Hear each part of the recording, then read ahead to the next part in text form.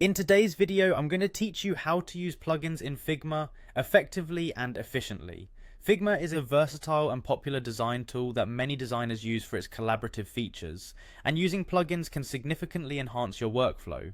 So let's dive right in and explore how you can easily integrate and use plugins in Figma. First, let's begin by heading over to the Figma website. Open your preferred web browser and type in figma.com. Figma is a powerful interface design tool that thrives on collaboration, which makes it a favorite among many designers and teams.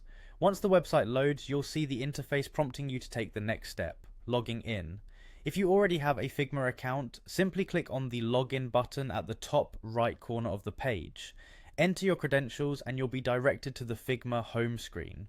If you don't have an account yet, it's easy to sign up, and I recommend doing so to get the most out of this tutorial.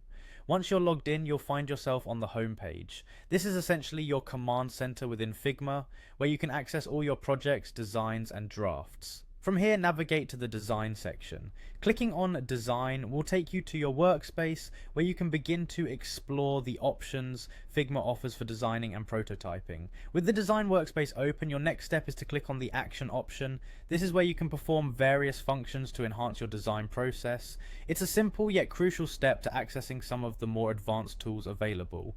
Now it's time to access the plugins. Click on the plugins option within the action menu. Plugins are essentially add-ons that extend the functionality of Figma. They can help automate repetitive tasks, integrate with other tools, or add new features that aren't natively available in Figma.